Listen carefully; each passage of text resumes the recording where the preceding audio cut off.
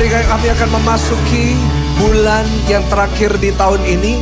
Kami penuh, kami limpah dengan ucapan syukur. Sebab kami melihat, kami mengecap bahwa sepanjang tahun ini Tuhan sudah terlalu baik kepada kami. Bukan tanpa masalah, bukan tanpa persoalan. Tapi Tuhan selalu menunjukkan cara Tuhan, jalan Tuhan di balik setiap persoalan. Dan pada ujungnya ada kemenangan yang Tuhan sudah siapkan untuk kami. Sebab itu kami memasuki bulan ini dengan sukacita. Karena kami tahu Immanuel, Tuhan menyertai kami. Tuhan tidak pernah meninggalkan kami. Kalau 2024 Tuhan menyertai kami, maka kami percaya 2025 pun ada penyertaan Tuhan yang makin dahsyat bagi kami. Sebab itu hari ini kami akan menutup tahun ini, bulan terakhir ini, dengan satu seri khotbah yang terakhir di tahun ini. Biarlah apa yang hari ini hambamu sudah siapkan buat jemaat yang hambamu gembalakan di tempat ini dapat menjadi bekal yang baik untuk setiap jemaat Tuhan memasuki bulan terakhir dan tahun yang akan baru. Dan doa dari hambamu, kau pakai hambamu yang terbatas ini untuk menyampaikan isi hati Tuhan yang tidak terbatas. Dan doa dari hambamu saat firman Tuhan ini disampaikan, setiap jemaat Tuhan yang datang pulang diberkati oleh Tuhan. Dalam nama Tuhan Yesus, mari yang siap untuk menerima kebenaran firman Tuhan, sama-sama dengan saya kita mau katakan amin. Kasih tepuk tangan sekali lagi yang paling luar biasa.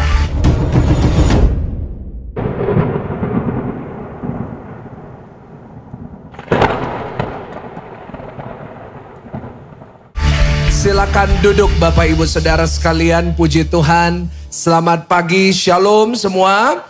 Ini bulan Desember boleh lebih semangat. Sekali lagi selamat pagi, shalom. Tuhan Yesus baik, amin. Coba kasih tahu kanan saudara, Tuhan Yesus baik. Seperti biasa cablek kirinya katakan Tuhan Yesus dahsyat. Dan yang percaya Yesus kita luar biasa, boleh lambaikan tangan tinggi-tinggi. Mau lihat tangannya, kasih tepuk tangan yang paling meriah. Wow. Senang sekali bisa kembali melayani saudara. Setelah 2 minggu saya melayani di Jakarta. Saya percaya jemaat di Surabaya diberkati oleh Tuhan. Amin. Kita buka Alkitab kita bersama-sama dari Yesaya pasalnya yang ke-9. Ayatnya yang pertama sampai ayatnya yang ke-7. Nah Bapak Ibu Saudara, saya berdoa hari ini di mana saya akan memulai satu seri khotbah yang baru. Seri khotbah yang terakhir untuk tahun ini. Biar seri khotbah yang saya bawakan hari ini bisa menjadi berkat buat saudara semua yang siap menerima firman Tuhan. Sama-sama katakan amin. Ya, kita akan baca bergantian. Saya akan baca ayat 1, saudara ayat 2. Dan kita bergantian sampai ayatnya yang ke-7. Ya, saudara bisa lihat di slide. Dan saudara bisa ikuti saya. Yesaya 9 ayatnya pertama sampai ayatnya yang ke-7. Dikatakan bangsa yang berjalan di dalam kegelapan telah melihat terang yang besar. Mereka yang diam di negeri kekelaman, atasnya terang telah bersinar. 2. Engkau menimbulkan banyak sorak-sorak dan sukacita yang besar. Mereka telah bersukacita di hadapanmu seperti sukacita di waktu panen. Seperti orang bersorak-sorai di waktu. Dikatakan sebab kuk yang menekannya dan gandar yang di atas bahunya serta tongkat si penindas telah kau patahkan seperti pada hari kekalahan Midian. 5. Sebab sepatu tentara yang berderap-derap, setiap jubah yang berlumuran darah akan menjadi. Baca ayat 6 sama-sama, 1, 2, 3. Sebab seorang anak telah lahir untuk kita, seorang putra telah diberikan untuk kita. Apa? Lambang pemerintahan ada di atas bahunya, dan namanya disebutkan orang apa? Penasehat ajaib, Allah yang perkasa, Bapa yang kekal, apa? Raja damai. Kita berhenti di situ. Yang percaya sama-sama katakan amin. Nah, kita akan memulai Desember dengan ayat yang kita selalu pakai di bulan Desember. Yaitu dikatakan sebab seorang anak telah lahir untuk kita. Seorang putra telah diberikan untuk kita. Lambang pemerintahan ada di atas bahunya. Namanya disebut orang Penasehat ajaib, Allah yang perkasa, Bapa yang kekal, dan Raja damai. Saudara, Natal itu dimulai di ayat ini. Natal tidak dimulai pada saat bayi itu lahir di sebuah kandang di kota Bethlehem. Tetapi Natal dimulai pada saat ada seorang nabi ribuan tahun sebelum Yesus dilahirkan, mendapat sebuah nubuatan, mendapat sebuah janji dari Tuhan, bahwa seorang anak ini akan lahir.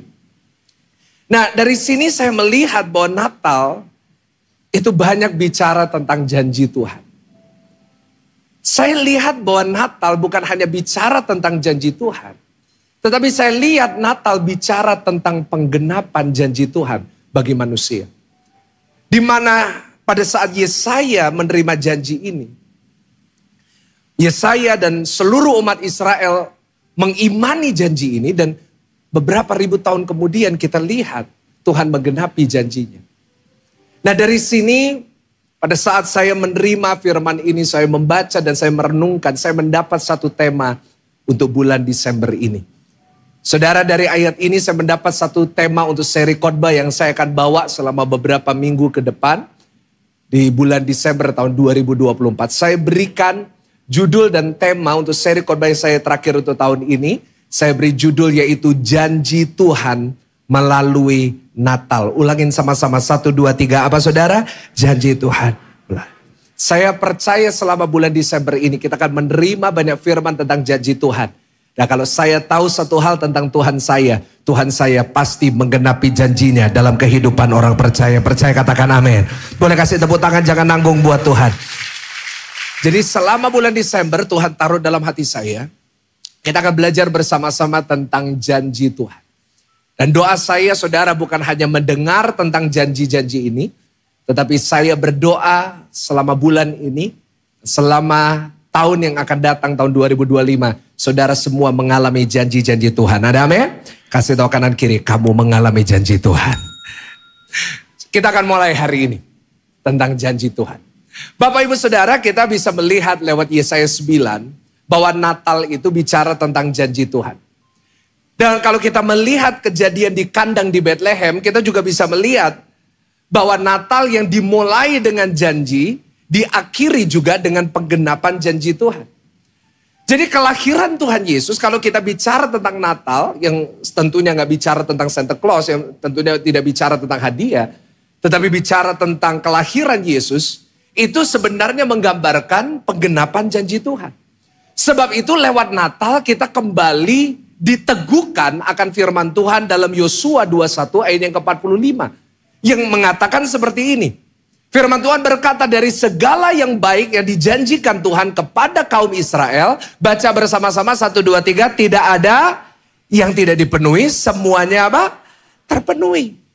Kelahiran Yesus memberikan sebuah jaminan kepada kita bahwa janji Tuhan itu ya dan amin. Ada amin? Kelahiran Yesus menunjukkan kepada kita bahwa Tuhan yang kita sembah bukan Tuhan yang seperti manusia sering memberikan janji yang palsu. Kita melihat pribadi Tuhan lewat Natal bahwa Tuhan kita adalah Tuhan yang setia, yang kalau dia sudah berjanji tidak akan pernah dia ingkari janji itu. Nah, Bapak Ibu Saudara, ini memberikan saya sebuah pengharapan.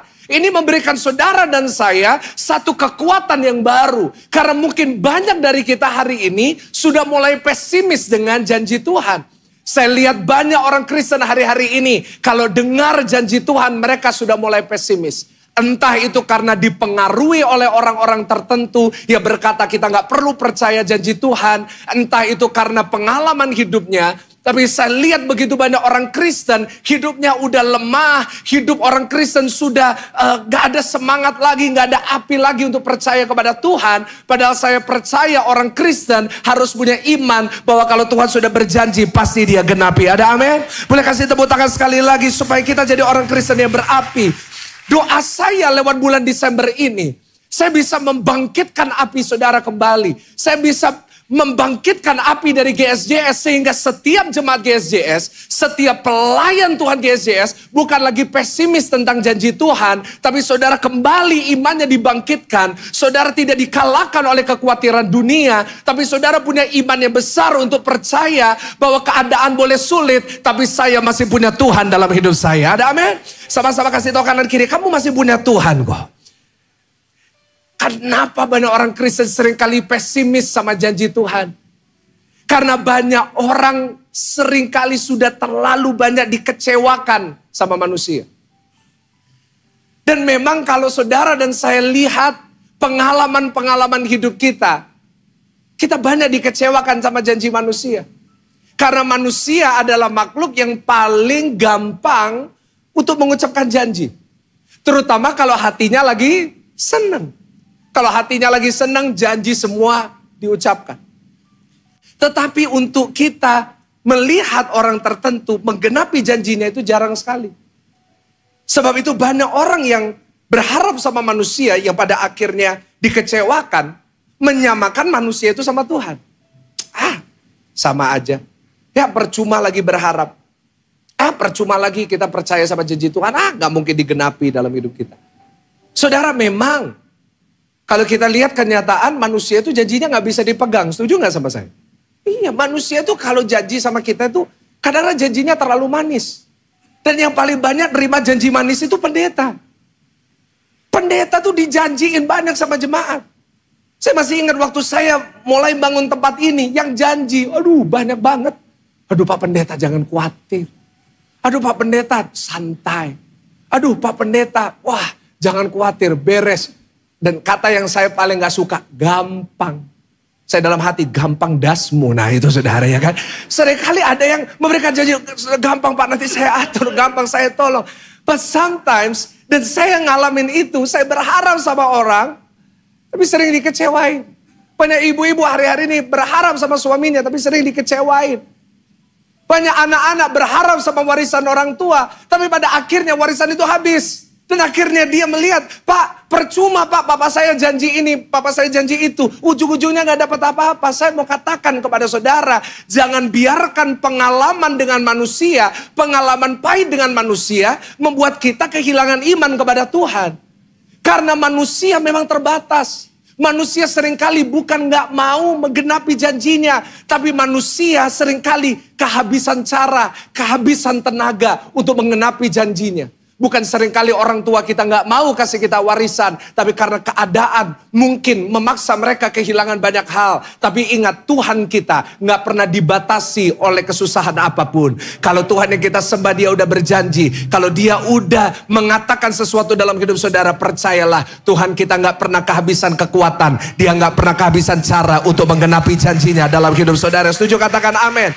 Sebab itu bulan Desember ini saya mau bangkitkan iman saudara. Saya mau jemaat GSJS menjadi orang-orang yang penuh dengan iman kepada Tuhan. Yang mau katakan amin. Saya mau saudara memasuki tahun baru bukan dengan ketakutan. Saudara bukan memasuki tahun baru dengan kekhawatiran. Tapi saudara memasuki tahun baru dengan pengharapan bahwa ada janji-janji Tuhan yang akan kita alami tahun depan. Amin. Bahkan jangan tunggu tahun depan. Tahun ini pun ada janji Tuhan yang genapi dalam hidup saudara. Sebab itu ayo bulan Desember. Kita mau merubah sikap hati kita. Kita bulan ini masih banyak minggu. Ada tanggal 8, ada tanggal 15, ada tanggal 22. Pastor kok hafal tanggalnya? Iya, ini harus catat kalender saudara ya kan, karena banyak acara. Ada 24, 25, kita Natalan bukan di sini. Ingat, Natalan kita ada di SCC. Wah, luar biasa, 4.000 kursi. Kasih tepuk tangan yang paling meriah buat Tuhan. Kita masih ada nanti tanggal 29. Tanggal 31 tutup tahun, tanggal 1. Saya akan banyak menyampaikan firman. Dan saya akan menyampaikan banyak tentang janji-janji Tuhan. Karena hari ini saya mau kita semuanya punya sikap yang penuh pengharapan kepada Tuhan. Bukan berharap sama manusia, bukan berharap sama kekuatan kita. Tapi kita penuh dengan pengharapan kepada Tuhan. Sama-sama tepuk dada saudara, katakan, saya harus berharap kepada Tuhan. Karena kalau kita berharap kepada manusia, kita pasti dikecewakan. Tapi orang yang berharap kepada Tuhan, firman Tuhan berkata tidak akan pernah dikecewakan. Sebab itu hari ini saya akan mulai part 1 dari seri khotbah selama bulan Desember ini. Dari seri khotbah janji Tuhan melalui Natal. Kita akan melihat kisah-kisah dari Natal, dari berbagai macam sudut. Bagaimana Tuhan yang kita sembah selalu menggenapi janjinya. Hari ini part 1. Kita mau belajar tentang satu tema, satu janji Tuhan buat saudara hari ini. Saya berikan part 1 dengan satu tema, yaitu janji Tuhan adalah ada kemenangan di balik setiap ujian. Kok gak ada yang amin Bapak Ibu? Satu, apa katakan? Ada di balik, kasih tahu kanan kiri, ada kemenangan. Boleh kasih tepuk tangan buat Tuhan yang memberikan kemenangan buat kita. Oke, let's start. Saya akan mulai seri ini dengan berbicara tentang ujian. Karena Natal memang bicara tentang janji Tuhan, tapi Natal juga bicara tentang ujian. Memang agak aneh untuk kita mengkaitkan Natal dengan ujian. Dan jarang sekali saya lihat orang mengkaitkan Natal sama ujian ya. Karena seringkali Natal selalu dikaitkan dengan hadiah. Natal selalu dikaitkan dengan sukacita. Natal dikaitkan dengan hadiah yang terindah. Perayaan yang besar. Dan memang kalau kita lihat dari kacamata dunia modern, Natal sudah dibungkus sedemikian rupa, di mana Natal selalu bicara tentang sesuatu yang sempurna dan indah. Semua anak-anak menantikan Natal. Kenapa? Anak-anak tahu bahwa kalau Natal itu banyak hadiah. Ada anak-anak yang menantikan, oh Pak, nanti bulan Natal kita keluar negeri, keluar kota. Semua menantikan itu. Dan dunia modern sudah membungkus Natal sebagai sesuatu yang begitu sempurna gitu. Tapi kalau kita lihat dari kacamata yang jalani Natal, sebenarnya nggak ada kesempurnaan loh di dalam Natal. Karena Yesus lahir bukan di tempat yang indah, Yesus lahir bukan di tempat yang sempurna, tapi Yesus harus lahir di tempat emergency. Yesus harus dilahirkan di sebelah binatang-binatang yang lain. Saya nggak tahu seberapa susah hidup saudara dulu. Dulu ya, saya dengan spesifik pakai kata dulu karena sekarang saya yakin semuanya diberkati Tuhan, ya kan? Tapi saya nggak tahu sesusah-susah apapun saudara dulu nggak pernah ada di sini dilahirkan di sebelah binatang, setuju nggak? Ada di sini yang pernah lahirnya di kandang? Kalau ada, saudara saya minta gantiin saya khotbah hari ini. Karena saudara lebih mirip Yesus dari saya, ya kan? Nah kita nggak pernah dilahirkan di kandang. Yesus harus dilahirkan dalam keadaan yang sangat-sangat tidak sempurna, kalau saya boleh katakan. Dengan keadaan kekurangan. Karena Yusuf dan Maria bukan orang kaya. Mereka bukan orang yang punya posisi tinggi di dalam kerajaan. Mereka hanya tukang kayu. Dan Maria hanya seorang yang masih muda, yang umurnya belasan tahun, yang masih belum ngerti apa-apa. Jadi sebenarnya kalau kita lihat Natal dari kacamata Maria dan Yusuf, gak ada sempurna dan indahnya Pak. Malam itu malam yang bukan dipenuhi dengan lampu yang indah, lalu kita bayangkan waktu Yesus dilahirkan tiba-tiba malaikat muncul, haleluya, haleluya. Nggak ada saudara, it's nothing like that. It was just a silent night. Kita sering nyanyikan kalau di Natal malam kudus, silent night. Because everything is silent. Mereka mungkin Yusuf dan Maria juga lihat, loh bukannya janjinya Tuhan ini Immanuel. Bukannya janjinya Tuhan ini yang akan menyelamatkan dunia. Loh kok gak ada apa-apa gini? Kok gak ada sesuatu yang terjadi gini? Dan Maria pun juga mungkin gak pernah membayangkan bahwa dia akan melahirkan dalam keadaan yang seperti itu.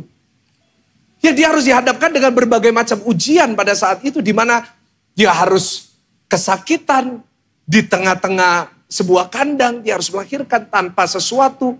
Tanpa keluarga yang beserta dengan dia.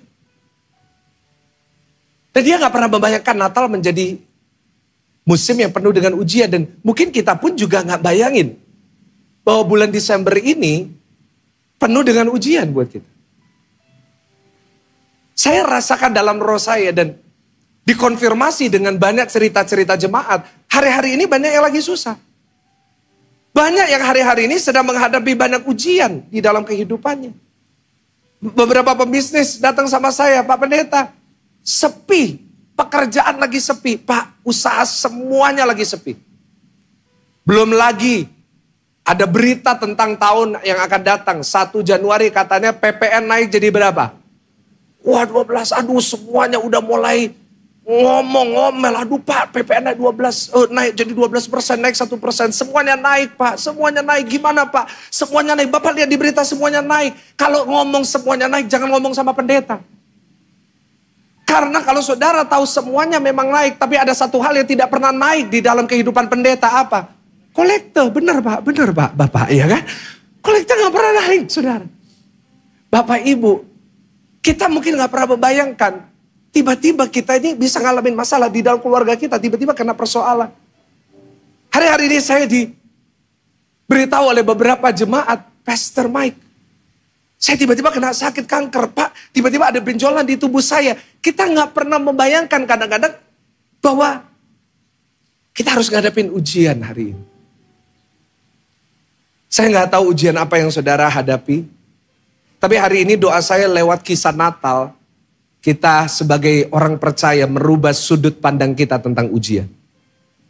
Kita ubah sudut pandang kita. Kalau kita lihat ujian, hari ini kita berubah cara berpikir kita. Kenapa? Karena saya catat seperti ini. Boleh bantu saya ditampilkan di slide. Bahwa sudut pandang seseorang akan ujian, itu menunjukkan kedewasaannya. Saya ulangin sekali lagi. Mungkin hari ini, di bulan Natal ini, saudara lagi ngadepin ujian di dalam hidup saudara. Seperti Maria. Tapi saya catat sudut pandang seseorang akan ujian menunjukkan apa Bapak Ibu Saudara? Saya kasih ilustrasi sederhana. Orang yang belum dewasa atau kita sebut anak kecil, kita semuanya pernah jadi anak kecil. Saya mau tanya, kita suka nggak sama ujian? Dulu waktu saudara sekolah paling suka apa? Liburan, ya kan? Kita paling benci sama ujian. Kalau perlu sekolah itu nggak ada ujiannya. Seneng-seneng jalan-jalan terus, guyon-guyon terus. Kenapa kita benci ujian kalau kita belum dewasa? Karena kita mau menghindari kesulitan dalam menghadapinya. Tapi beda sama orang yang udah dewasa. Orang yang udah dewasa justru suka sama ujian. Setuju gak sama saya? Justru orang kalau dewasa, dia akan senang sama ujian. Saya kasih contoh. Saudara hari ini mau nyekolahkan anak saudara. Ada 2 pilihan sekolah. Sekarang gak usah ngomong uang sekolah. Uang sekolah mahal semuanya saudara ya kan. Nah 2 pilihan sekolah. Satu sekolah ini, sekolahnya bagus. Sekolahnya, fasilitasnya banyak. Yang kedua, fasilitasnya biasa. Ya, satu fasilitas bagus, kedua fasilitas biasa. Tapi cuma ada satu perbedaan. Sekolah yang pertama, gak ada ujiannya. Jadi pasti lulus. Ujian yang kedua, banyak ujiannya. Dan untuk lulus agak sulit. Saudara milih menyekolahkan anak saudara di sekolah 1 atau 2? Loh, kok saudara bingung? Saudara milih yang mana? Pasti 2. Tapi kalau anak saudara milih yang mana? Ya 1 saudara. Kalau perlu Tuhan tolong Tuhan yang 1 aja Tuhan. Kenapa? Karena kalau kita makin dewasa kita justru suka kalau anak kita ngadepin ujian. Karena kita tahu kalau anak ini ngadepin ujian. Memang sulit. Tapi kelulusannya mendatangkan berkat besar dalam hidupnya. Nah begitu juga dengan kita dalam kerohanian kita. Akan ada hal-hal di dalam hidup kita, kita harus ngadepin ujian. Tapi hari ini kita harus belajar suka sama ujian. Gak apa-apa hadepin ujian itu, karena kita tahu sesulit apapun ujian itu. Saya yakin dan percaya di balik itu ada berkat Tuhan yang besar ya. Tuhan sudah siapkan buat kita. Yang percaya sama-sama katakan amin. Sebab itu hari ini kalau kita ngadepin ujian, kita tetap sukacita. Ada amin di tempat ini? Meskipun Natal, yang semestinya penuh dengan sukacita, tapi saudara harus ngadepin ujian. Tetap aja sukacita. Tetap aja dipenuhi bulan ini dengan sukacita dan pengharapan sama Tuhan. Kenapa? Karena kita tahu di balik setiap ujian kita di bulan ini, ada kemuliaan Tuhan, ada kemenangan Tuhan yang besar lewat Natal ini. Amin Bapak Ibu. Saya tutup hari ini khotbahnya.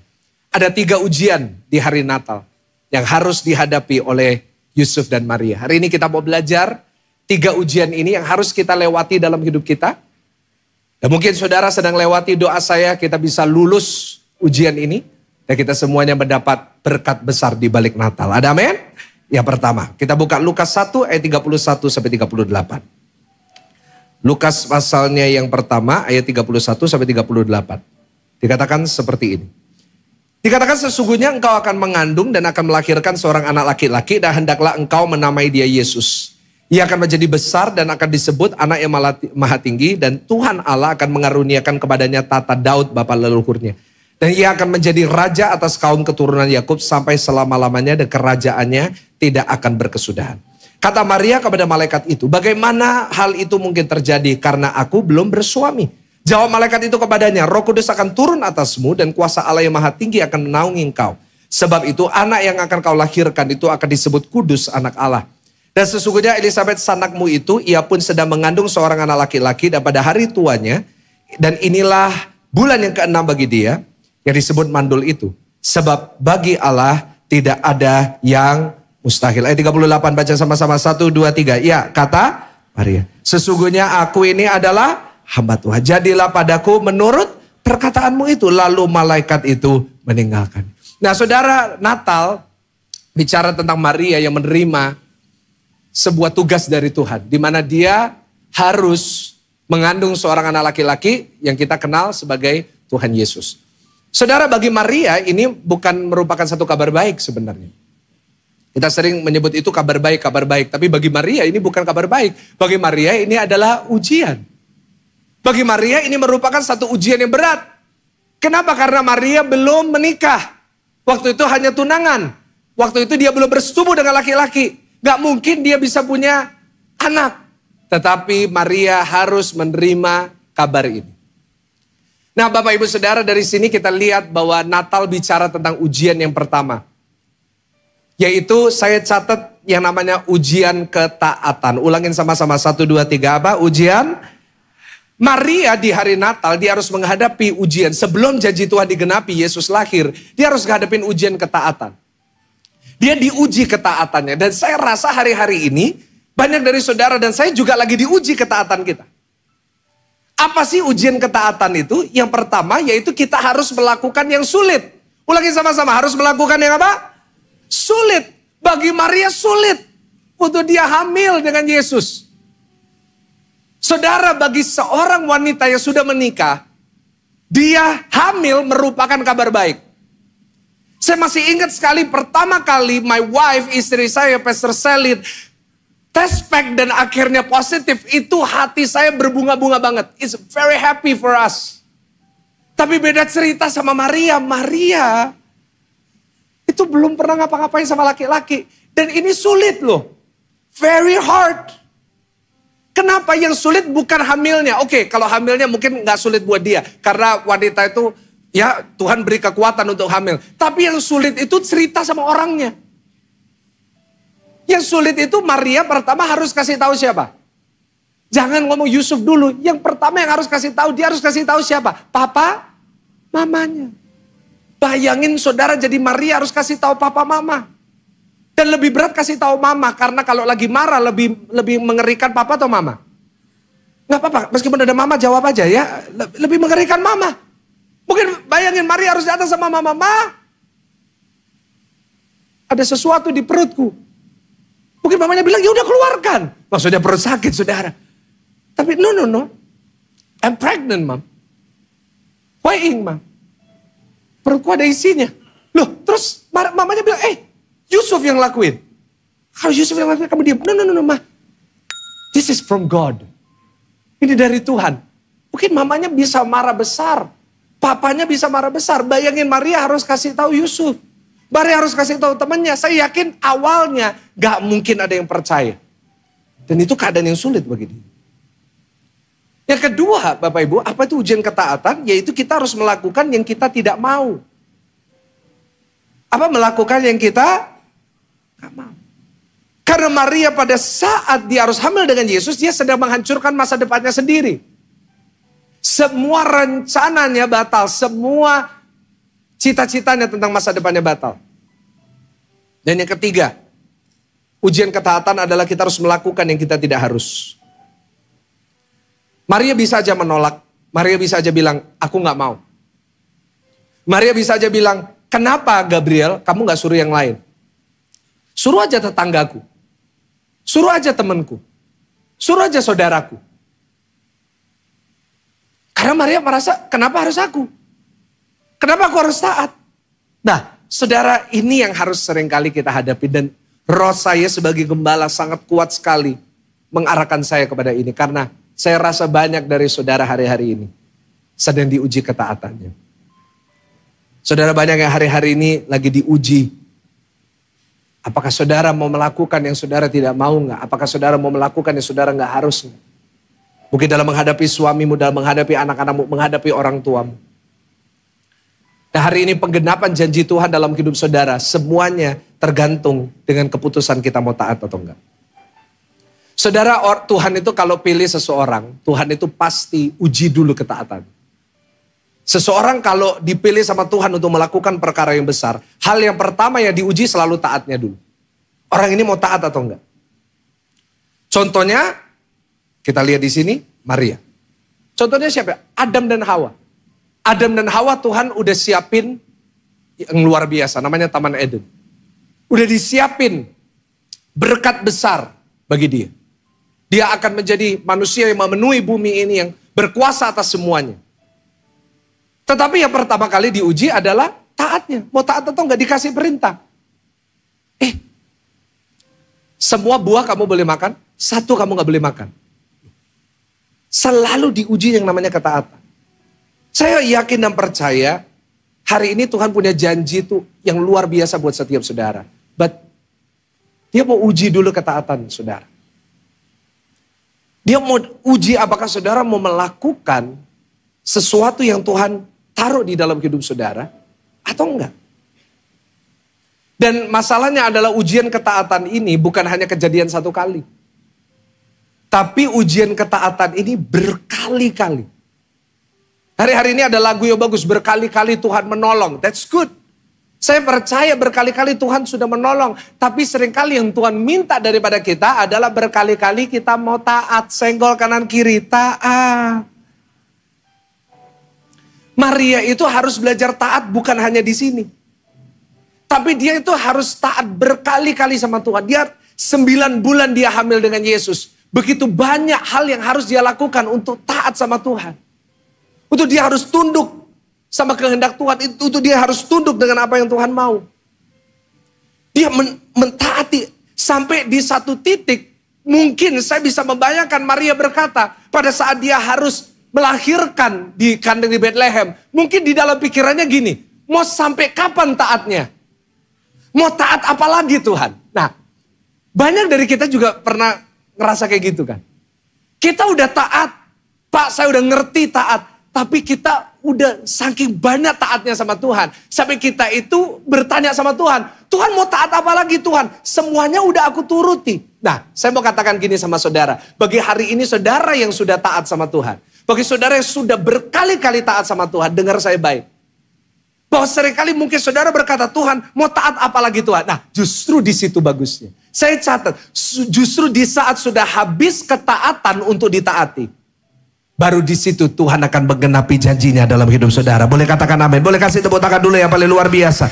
Justru sampai saudara ini bilang, Tuhan, aku udah taat sampai segininya. Tuhan, aku udah benar-benar nurut sama Tuhan. Sampai saudara udah gak tahu mau taat apa lagi. Dengar baik. Justru di situ adalah waktunya. Tuhan akan menggenapi janjinya dalam hidup saudara. Ada amin? Hari ini Tuhan lagi nguji saudara. Dengar baik, selama bulan Desember ini engkau akan menghadapi banyak ujian ketaatan. Engkau akan menghadapi banyak keputusan di dalam kehidupanmu, dalam rumah tanggamu, dalam pernikahanmu, dalam pekerjaanmu. Di mana dia akan menguji ketaatanmu. Apakah kau mau taat gak sama firman Tuhan? Di saat kau menghadapi suami yang menjengkelkan itu. Menghadapi istri yang menjengkelkan itu. Menghadapi anak-anak yang gak bisa diomongin. Menghadapi orang tua yang kolot itu. Menghadapi bos yang mungkin membuat kita ingin marah. Dengar saya baik. Di situ Tuhan lagi nguji ketaatan saudara. Dan dengar janji Tuhan buat saudara. Kalau saudara lulus dengan ujian ketaatan di bulan ini. Maka saya percaya ada berkat Tuhan besar menanti saudara di tahun yang akan datang. Boleh katakan amin. Tepuk tangan yang paling meriah buat Tuhan. Mungkin saudara berkata, Pak, mau taat itu sulit. I know. Taat selalu sulit. Tapi saya kasih rahasianya gimana kita itu bisa belajar untuk makin taat. Yang mau makin taat katakan amin. Yang pertama Kolose 3 ayat 23. Kolose 3 ayat 23. Baca dengan suara keras. 1, 2, 3. Iya, apapun juga yang kamu perbuat, apa? Perbuatlah dengan segenap hatimu seperti untuk Tuhan dan bukan untuk apa? Dari hari ini kalau saudara diminta Tuhan untuk taat, untuk tunduk sama suami, untuk mengasihi istri, untuk menghormati orang tua. Kalau saudara diminta Tuhan taat untuk menghormati pimpinan di tempat kerja. Hari ini belajar yang pertama catat. Kalau saudara mau taat, lakukan semuanya seperti untuk Tuhan. Ada amin? Lakukan semuanya, lakukan ketaatan ini Jangan lakukan untuk manusia. Lakukan itu seperti untuk Tuhan. Karena kalau saudara melakukan semuanya untuk Tuhan, maka saya yakin dan percaya kita bisa melakukannya dengan penuh sukacita. Ada amin? Karena kalau sesuatu itu kita tuh lakukan dengan sukacita, yang sulit jadi gampang. Sesuatu itu mungkin kelihatannya sulit, tapi kalau sukacita, pasti beres. Saya mau tanya sama ibu-ibu di sini, buatin kopi buat suami, itu sulit nggak, Bu? Apa? Enggak. Tapi kenapa kadang-kadang rasanya sulit? Karena kita lihat wajah suami kita empet, Bu. Kita udah capek ngadepin dia. Kadang-kadang kita ingin cuma ngomong sama mukanya, kamu nih, gitu. Ya kan? Tetapi kalau kita lakukan dengan sukacita, sesuatu itu gak jadi sulit. Kita buat aja. Mungkin kita gak mau. Tapi yang buat gampang adalah saudara katakan, ini aku buat. Bukan untuk dia, aku buat Tuhan. Karena kalau aku buat dia, aku masukin sianida dulu. Tapi kalau buat Tuhan, aku kasih gula lebih banyak. Sesuatu itu kalau kita lakuin buat Tuhan, itu pasti lebih gampang. Kalau kita melakukan sesuatu untuk manusia, kita tuh pasti capek-capek sendiri. Karena ingat, kita gak bisa menyenangkan semua orang. Tapi lakukan aja buat Tuhan. Kita diminta untuk taat di rumah. Lakukan aja buat Tuhan. Kenapa gampang untuk taat? Karena kita mengasihi Tuhan. Kalau kita mengasihi Tuhan, kita taat, itu gampang. Kenapa? Kita lakukan dengan sukacita. Saya percaya Bapak Ibu, kalau kita lakukan semua buat Tuhan, pasti ada upahnya. Yang setuju katakan amin. Yang kedua, kalau kita mau taat kepada Tuhan, kita memiliki hati hamba. Kita harus memiliki hati hamba. Kita harus punya sikap seorang hamba. Kalau kita mau taat. Seperti Maria yang berkata, jadilah kepadaku menurut apa yang kau katakan. Sebab aku ini hamba. Hamba itu punya sikap gini. Apa yang saya bisa lakukan buat Tuhan. Dan yang ketiga, kalau kita mau taat, kita harus rela mengorbankan perasaan. Ulangin sama-sama dengan saya, apa saudara? Rela untuk mengorbankan perasaan. Hari ini belajarlah jadi orang yang taat. Di bulan ini, saat Tuhan menguji ketaatan saudara, lakukan itu. Meskipun sulit, lakukan seperti itu Tuhan. Saya percaya orang yang taat seperti Maria, dia taat sampai Yesus lahir. Selama 9 bulan melewati begitu banyak ujian-ujian bagi perasaannya juga. Saya percaya seperti Maria, saudara juga akan lihat ada janji Tuhan digenapi dalam hidup saudara. Setuju katakan amin. Sekarang yang kedua, ujian apa yang harus kita hadapi? Matius 1 ayat 23 sampai 25. Matius pasal yang pertama ayat 23 sampai 25. Dikatakan sesungguhnya anak darah itu akan mengandung. Ini Tuhan bicara kepada Yusuf lewat Gabriel. Dan melahirkan seorang anak laki-laki dan mereka akan menamakan dia Immanuel. Ya berarti Allah menyertai kita. Dikatakan sesudah bangun dari tidurnya, Yusuf berbuat seperti yang diperintahkan malaikat Tuhan itu kepadanya. Ia mengambil Maria sebagai istrinya, tetapi tidak bersetubuh dengan dia sampai ia melahirkan anaknya laki-laki. Dan Yusuf menamakan dia, apa saudara? Jadi di sini kita lihat bahwa di Natal yang harus taat bukan hanya Maria. Tapi yang harus taat adalah Yusuf. Tuhan kasih firman sama Maria, Tuhan juga kasih firman sama Yusuf. Dua-duanya mendapat pesan Tuhan, dua-duanya dapat ujian ketaatan, dan mereka harus jalani sama-sama. Nah, ini ujian berikutnya yang seringkali kita harus hadapi. Yang pertama adalah ujian ketaatan, catat yang kedua namanya ujian kesepakatan. Ulangin sama-sama, 1, 2, 3, apa ujian? Kesepakatan. Karena dua-duanya dapat ujian ketaatan, mereka harus taat. Tapi yang membuat sulit untuk dua orang bersama-sama, suami istri untuk taat, adalah yang namanya kesepakatan. Tanpa adanya kesepakatan, tidak mungkin Maria dan Yusuf bisa bertahan 9 bulan. Saya mau kasih tahu sama saudara, tidak mungkin saudara bisa bertahan di tahun 2025 kalau keluarga saudara gak kompak dan sepakat. Tapi saya percaya kalau saudara hari ini bisa belajar satu keluarga sepakat, saudara bisa kompak, saudara bisa harmonis. Saya percaya 2025 tahun yang penuh berkat buat saudara semua. Ada amin? Kita harus lihat Bapak Ibu bahwa dua orang ini, Maria dan Yusuf, mereka harus berjalan bersama-sama. Mereka harus taat bersama-sama. Tapi yang membuat mereka bisa kuat adalah apakah mereka mau saling sepakat atau enggak. Saya kalau lihat kisahnya Yusuf ini. Saya lihat kisahnya Maria, mereka itu dapat tekanan yang berat dari semua sisi. Mereka mendapat tekanan berat secara keluarga, secara sosial juga berat. Yang lebih berat lagi adalah pada saat Maria berada di trimester ketiga. Ya kan? 3 bulan. Waktu dia 6-9 bulan kurang lebih, mereka harus membuat perjalanan ke Bethlehem untuk sensus. Kalau kita itu pergi nggak sepakat, kalau kita travel nggak sepakat, wah travel itu bisa hancur lebur. Kalau di keluarga saya, kalau kemanapun pergi, kalau kita family holiday, kalau kita pergi ke luar negeri atau keluar kota pun, saya pastikan saya harus yang mimpin. Karena kalau nggak ada pemimpin, kalau kita pergi, saya yakin perjalanan itu jadi kacau.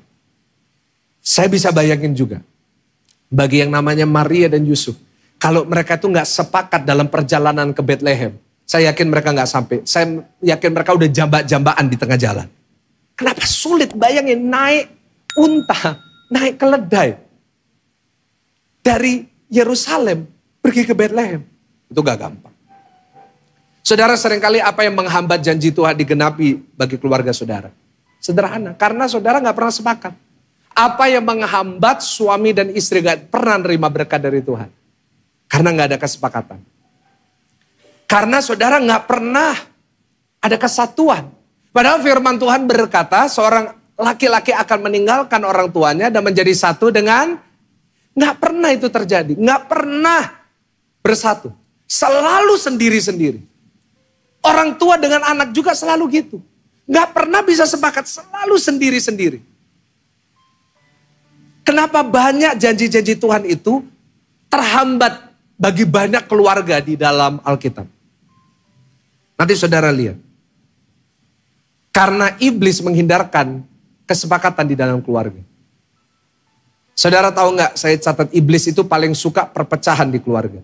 Saya ulangi sekali lagi, iblis paling suka apa saudara? Perpecah. Iblis paling gak suka keluarga yang sepakat. Dia berusaha terus untuk menghancurkan.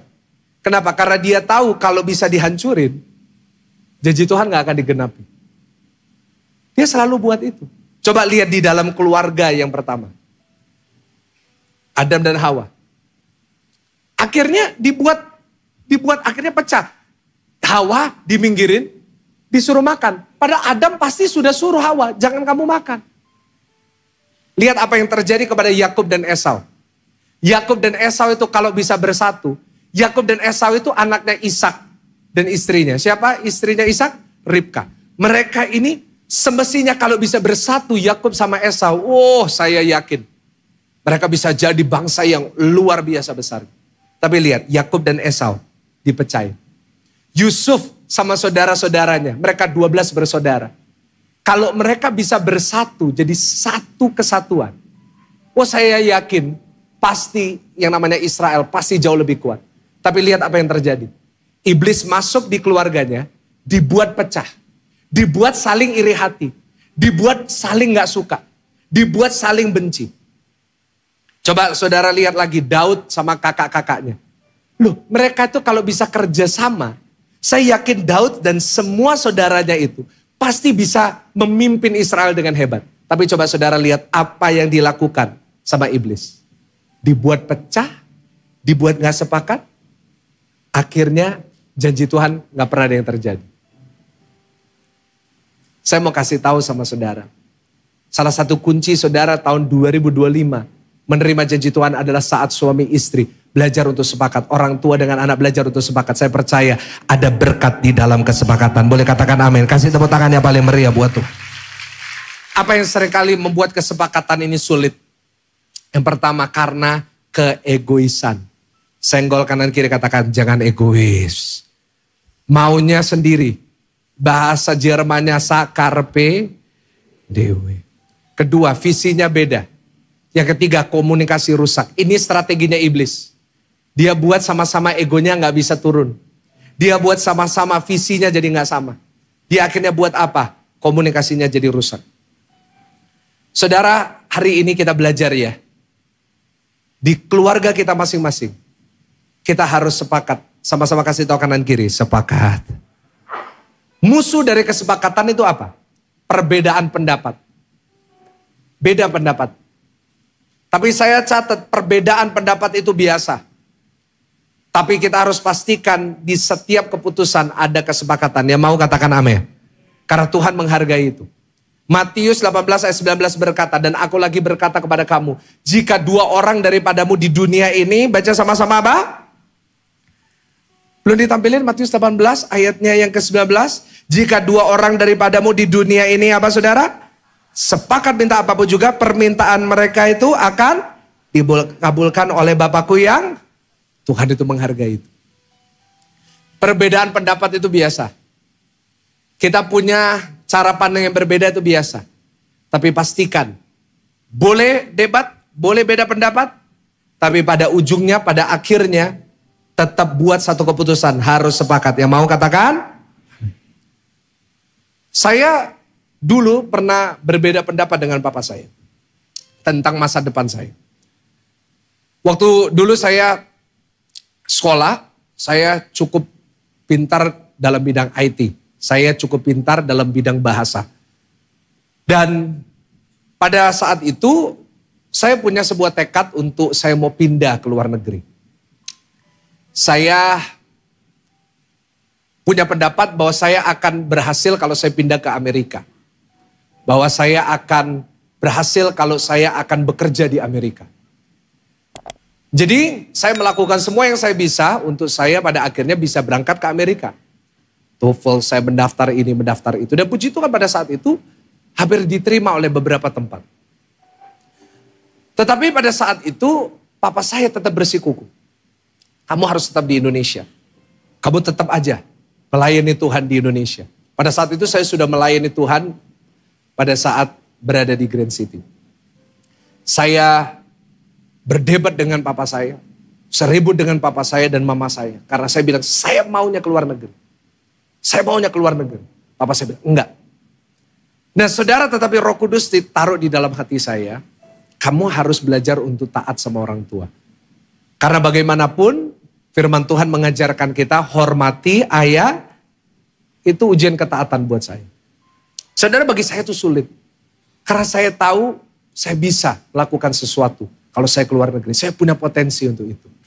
Saya bisa keluar negeri, saya bisa melayani di luar negeri dan lain-lain. Tetapi Bapak Ibu Saudara, saya berpegang sama apa yang firman Tuhan katakan. Udah sepakat aja sama keluarga. Nurut aja sama orang tua. Apa yang terjadi Bapak Ibu? Pada saat itu saya belajar tunduk, saya belajar untuk mengalah, saya belajar untuk taat sama apa yang orang tua saya katakan. Akhirnya saya tetap di Surabaya. Pada saat itu saya cukup sedih. Saya cukup stres. Aduh, mestinya saya bisa. Mestinya saya bisa. Saya mestinya bisa keluar negeri. Mestinya saya bisa bekerja di luar negeri. Mestinya orang bisa kenal saya di luar negeri. Tetapi saudara, saya lihat pada saat itu, saya harus tetap memang di Indonesia. Saya harus sekolah dokter di Indonesia. Saat teman-teman saya pada berpergian semua ke luar negeri. Tetapi saya bersyukurnya pada saat itu karena saya taat sama papa saya. Saya bertemu dengan seorang wanita yang bernama Selim. Cantik sekali. Menurut saya paling cantik di Surabaya dan sekitarnya saudara ya kan. Di seluruh Indonesia. Saya akhirnya jatuh cinta. Akhirnya kita berpacaran. Dan kita melayani Tuhan bersama. Dan akhirnya Tuhan membentuk saya dalam pelayanan. Membentuk saya untuk saya kuliah dokter sama saya melayani. Dan pada akhirnya tahun 2020 kita mulai gereja ini, singkat cerita. Tahun 2022 Tuhan berkati saya bisa diundang untuk melayani di Amerika. Pada saat saya di Amerika Tuhan taruh di dalam hati saya, lihat. Seandainya pada saat itu kamu maksa caramu, kamu gak nurut sama orang tuamu. Kamu maksa kamu harus pergi. Mungkin ceritanya beda. Mungkin kamu di Amerika jadi homeless. Tuhan taruh itu karena saya lagi lihat orang homeless saudara waktu itu. Tapi lihat, pada saat kamu belajar untuk taat, kamu sepakat sama satu keluarga, kamu nurut dengan apa yang Tuhan sudah taruh di dalam keluargamu. Di situ Tuhan menggenapi janjinya. Kamu bahkan gak harus pergi ke Amerika untuk sekolah. Tuhan bisa pakai kamu untuk memberkati di sana. Boleh kasih tepuk tangan yang paling meriah, tepuk tangan yang paling dahsyat. Lihat, pada saat ada kesepakatan di dalam keluarga. Di situ kita lihat janji Tuhan digenapi. Yang setuju katakan amin. Dan yang terakhir Bapak Ibu Saudara, pemain musik boleh naik. Lukas 2 ayat 4-7. Yang terakhir Bapak Ibu. Lukas 2 ayat yang ke-4 sampai ayat yang ke-7. Demikian juga Yusuf pergi dari kota Nazaret ke Galilea ke Yudea, ke kota Daud yang bernama Bethlehem. Karena ia berasal dari keluarga dan keturunan Daud. Supaya didaftarkan bersama-sama dengan Maria tunangannya yang sedang mengandung. Ketika mereka di situ, tibalah waktunya bagi Maria untuk bersalin. Dan ia melahirkan seorang anak laki-laki, anak yang sulung. Lalu dibungkusnya dengan lampin dan dibaringkannya di dalam palungan. Karena tidak ada tempat bagi mereka di rumah penginapan. Kita tahu cerita ini. Mereka udah taat. Mereka berjalan ke Bethlehem dengan sepakat. Mereka sampai Yesus lahir, mereka sepakat. Tetapi pada akhirnya pun tidak ada tempat bagi mereka di mana? Di rumah penginapan. Yang ketiga, yang terakhir, catat baik-baik. Di dalam kehidupan kita, yang pertama ada ujian ketaatan. Yang kedua ada ujian kesepakatan. Yang ketiga terakhir ada ujian iman. Sama-sama katakan, ada ujian apa? Saat kita menantikan janji Tuhan, percayalah kita akan sering menghadapi ujian terhadap iman kita. Karena seringkali penggenapan janji itu butuh waktu. Ulangin sama-sama, butuh apa? Akan ada banyak hal di dalam kehidupan kita itu butuh waktu. Dan iman kita itu akan selalu diuji. Di masa penantian itu. Percayalah dengan saya Bapak Ibu, di masa penantian kita akan imani hari ini. Di masa penantian itu seringkali ada 3 yang terjadi. Iman kita naik turun. Yang kedua, kita penuh keraguan hatinya. Ingat yang saya pernah khotbah, hati itu tempat pikiran, keraguan. Yang ketiga, jiwa kita penuh kegelisahan. Karena itu perasaan. Jiwa adalah tempat penuh kegelisahan. Maria itu jangan bayangkan 9 bulan itu menikmati, lalalala, semua everything is good. No. Imannya diuji terus. Yusuf juga imannya diuji terus. Salah satu contoh Maria diuji di mana? Lukas 1 ayat 39. Tampilkan Lukas 1 ayat 39. Baca sama-sama dengan saya. 1, 2, 3. Lukas 1 ayat 39. 1, 2, 3. Ya, beberapa waktu kemudian berangkatlah Maria dan langsung berjalan ke pegunungan menuju ke sebuah kota dan akhirnya bertemu dengan sanak saudaranya yang bernama Elisabet. Kita tahu cerita itu. Dulu saya khotbahkan cerita ini karena Maria takut ketahuan sama orang-orang di sekitarnya. Itu juga benar. Tapi saya mendalami lagi dan saya menemukan satu hal yang baru. Lukas 1 ayat 36. Mundur. Kenapa Maria harus ke rumahnya Elisabet? Kenapa pada waktu itu dia harus pergi ke Elisabet? Karena ada janji Tuhan di ayat 36. Dikatakan dan sesungguhnya Elisabet sanakmu itu, ia pun sedang mengandung seorang anak laki-laki pada hari tuanya. Dan inilah bulan yang ke-6 bagi dia yang disebut mandul. Jadi dia menerima janji Tuhan. Di dalam janji itu malaikat juga bilang, Elisabet lagi mengandung. Dan ingat pada zaman itu belum ada WA. Jadi gak bisa selfie, ini loh perutku lagi besar, gak bisa. Karena itu Maria harus cek dan recheck ke rumahnya Elisabet untuk lihat ini benar atau enggak. Lihat imannya diuji.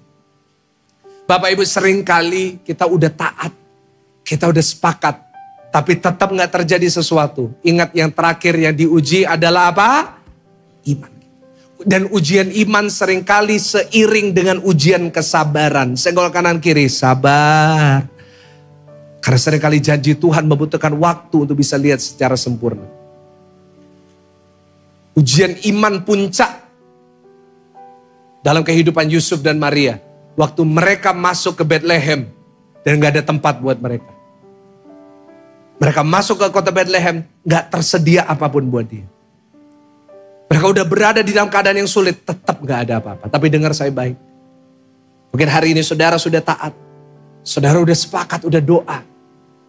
Tapi mungkin hari ini imanmu sedang diuji. Dan mungkin saudara berada dalam keadaan yang sulit. Dengar saya baik. Semakin sulit keadaan saudara hari ini, semakin imanmu diuji. Justru itu pertanda bahwa sebentar lagi ada janji Tuhan akan lahir di dalam hidup saudara. Dan melahirkan berkat yang besar. Yang percaya bangkit berdiri, kasih tepuk tangan yang paling meriah, tepuk tangan yang paling dahsyat. Kalau hari ini imanmu diuji, dengar saya baik. Saat iman kita sedang diuji berkali-kali, saat kita lagi hari ini ngerasa berat, ingat, percayalah sebentar lagi. Kalau engkau tetap mau beriman kepada Tuhan, janji itu segera digenapi dalam hidup saudara. Ada amin? Dan ingat, ujian iman ini bukan hanya satu kali. Tapi 3 ujian ini akan terus diuji dalam hidup saudara. Imannya Yusuf diuji gak berhenti di Bethlehem, gak berhenti di kandang itu. Tapi ujiannya Yusuf itu berlangsung terus sampai akhir hidupnya. Yusuf mungkin juga penuh ragu ya. Mungkin dia lihat Yesus, kok mukanya gak mirip sama aku ya. Ya gimana mirip, bukan anaknya kan, dari Roh Kudus. Tapi dia penuh dengan keraguan, apakah benar ini adalah Mesias? Apakah ini benar? Apakah Maria berbohong atau enggak? Imannya diuji terus. Dan imannya gak berhenti diuji di situ. Saudara, sejarah mencatat Yusuf ini meninggal sebelum Yesus di usia 30 tahun.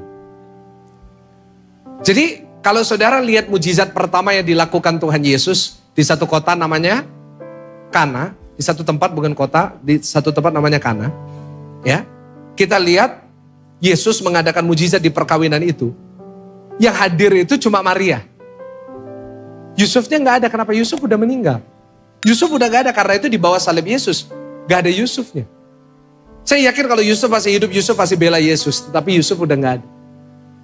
Yang saya lihat dari kehidupan Yusuf yang luar biasa adalah, Yusuf itu meninggal tanpa melihat Yesus melakukan karya-karya yang luar biasa. Karena Yesus ini baru melakukan mujizat di usia 30 tahun lebih. Jadi Yusuf gak sempat lihat Yesus bangkitin orang mati. Yusuf gak sempat lihat Yesus disalibkan. Yusuf gak sempat lihat Yesus membagi makan 5 roti 2 ikan kepada 5.000 orang dan lebih daripada itu. Tetapi dia tetap taat sampai akhirnya. Kenapa? Karena imannya bukan kepada penggenapan janji. Tapi imannya karena dia mengasihi Tuhan. Hari ini saya tutup khotbah ini dengan mengingatkan kepada saudara. Dia adalah Tuhan yang mau menggenapi janjinya dalam hidup saudara. Tapi jangan fokus dengan itu. Tetap fokuslah untuk taat sama Tuhan. Fokuslah mengasihi Tuhan. Fokuslah tetap punya iman sama Tuhan. Maka saya punya keyakinan dan percaya. Meskipun waktunya membutuhkan waktu yang lebih lama. Meskipun keadaannya itu sulit. Tapi percayalah. Janjinya pasti digenapi dalam hidup saudara. Dan saya kasih tepuk tangan yang paling meriah buat Tuhan. Tundukkan kepala saudara, saya mau berdoa buat saudara. Hari ini hambamu berdoa bagi setiap jemaat Tuhan yang ada di tempat ini. Mungkin hari ini setiap jemaatmu sedang menghadapi berbagai macam ujian dalam hidup mereka. Iman mereka sedang diuji. Hari ini mereka sedang diuji kesepakatannya. Mungkin hari ini mereka harus diminta untuk taat melakukan sesuatu yang mereka tidak mau. Doa dari hambamu. Hari ini biarlah setiap kami menang atas setiap ujian ini. Dan kami percaya di balik setiap ujian ini ada penggenapan janji Tuhan yang luar biasa. Kami mau taat Tuhan, kami mau sepakat. Dan kami mau tetap beriman kepada Tuhan apapun yang terjadi. Hambamu percaya bulan Desember ini, bulan yang penuh berkat bagi kami semuanya. Kami mau naruh pengharapan kami kepada Tuhan. Kami tidak mau berharap kepada manusia. Tapi kami mau berharap hanya kepada Tuhan yang selalu menggenapi janjinya. Di dalam nama Tuhan Yesus. Yang sudah diberkati oleh Tuhan. Lewat firman Tuhan hari ini sama-sama kita mau katakan amin. Kasih tepuk tangan yang paling meriah, tepuk tangan yang paling dahsyat. Silakan.